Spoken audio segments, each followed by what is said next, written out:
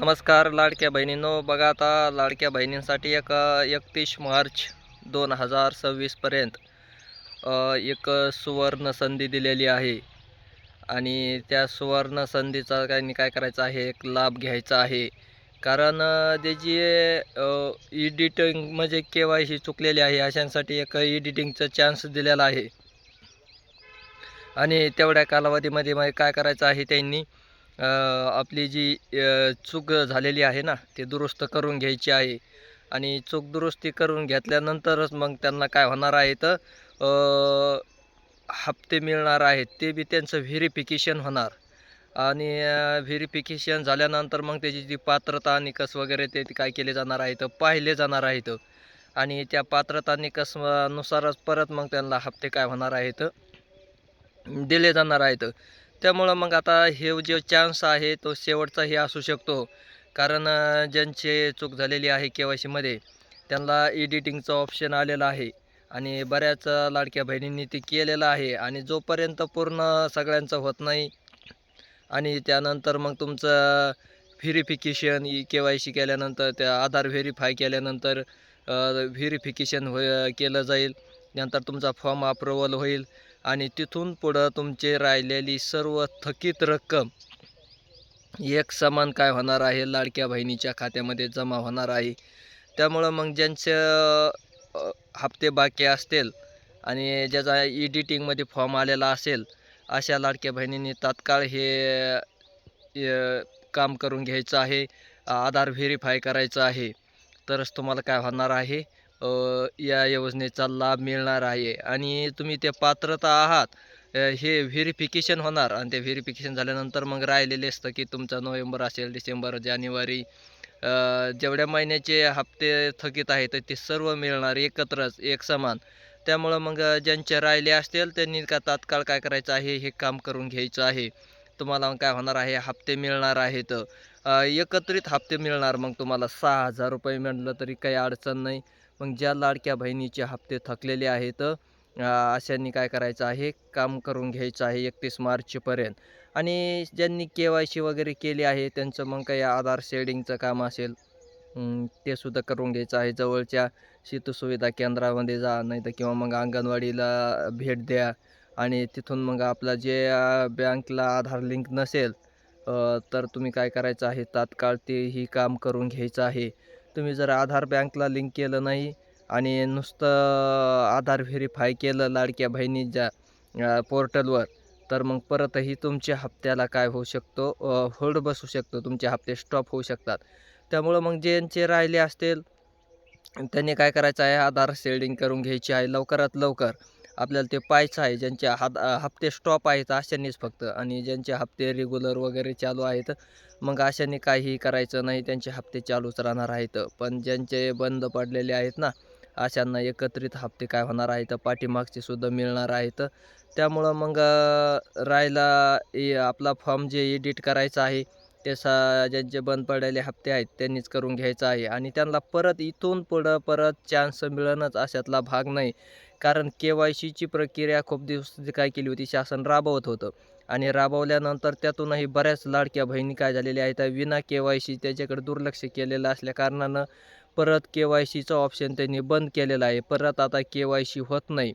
तर आता फक्त एडिट फॉर्म होतो, फक्त ज्याचं चुकलं आहे ऑप्शन त्याचं. आणि त्यालाच काय केलं जातं, ऑप्शन येतं आधार व्हेरीफायचं OTPचं.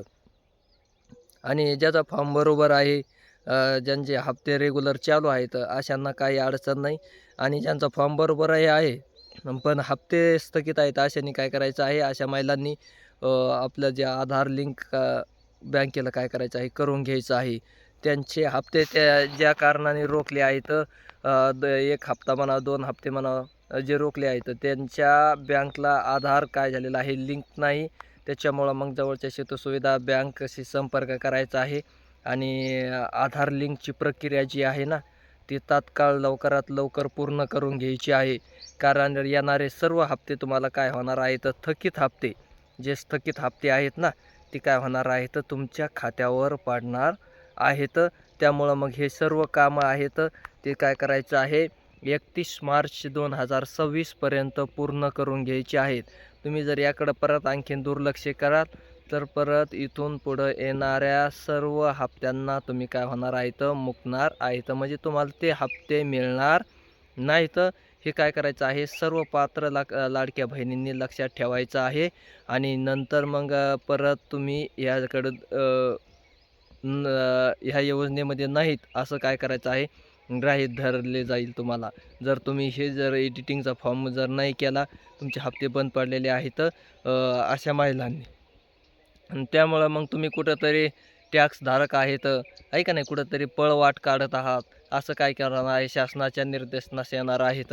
आणि मग तुम्ही येणारे हप्ते तुमचे सुद्धा एखादी काळी तुमच्याकडून तुम्ही जे उचललेले पाठीमागचे जे हप्ते आहेत ना, ते जे तुमच्याकडून वसूल केले जातील असंही सक्त सांगितलं होतं. त्यामुळं मग सर्वांनी आधार व्हेरीफाय करणं गरजेचं आहे, अनिवार्यच आहे.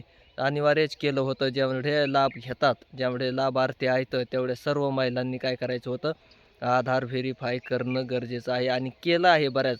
पण थोडंसं तुरळक महिला राहिलेल्या आहेत. तर त्या महिलांचं मग ते संशयाच्या भोवऱ्यामध्ये आहेत असं म्हणावं लागेल. मग त्यांच्या घरचे कोणी पेन्शनधारक, कोणी इन्कम टॅक्स, त्यांचं उत्पन्न जास्त आहे, काहींकडं फोर व्हीलर नावावर आहे.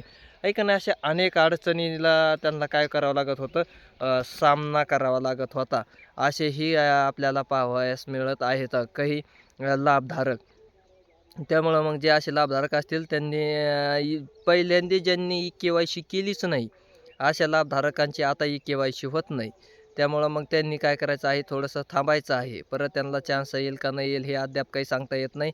पण ज्यांनी KYC केली आहे, पण त्यामध्ये नजर चुकीने ऑप्शन चुकीचे निवडण्यात आले आहेत, अशांना परत फक्त चान्स दिला आहे. अशा महिलांनाच फक्त. त्यानंतर ज्यांनी KYC पूर्णतः केली नाही त्यांना चान्स दिलेला नाही. त्यांना भेटेल का चान्स नाही भेटेल हेही अद्याप काही सांगता येत नाही. पण ज्यांनी केली आहे पण नजर चुकीने त्यांच्याकडून ऑप्शन काय झालेले आहेत, चुकीच्या पद्धतीने निवडण्यात आलेले आहेत, त्या महिलांना परत आता चान्स 31 मार्च 2026 पर्यंत दिलेला आहे. त्या महिलांनी काय करायचं आहे, आपले चुकीचा जो डाटा आपण जे काम केलं चुकीचं ते परत काय करायचं आहे, दुरुस्त करून घ्यायचं आहे. आणि नंतरच मग आपल्याला काय होणार आहे, तर हप्ते मिळणार आहेत. राहिलेले स्थगित हप्ते जेवढे तुमचे स्थगित आहेत, काहींचा 1 हप्ता स्थगित आहे डिसेंबरचा, काहींचा जानेवारीचा आहे, काहींचा नोव्हेंबर, डिसेंबर, जानेवारीचा आहे, फेब्रुवारीचा आहे, म्हणजे आता येणार आहे.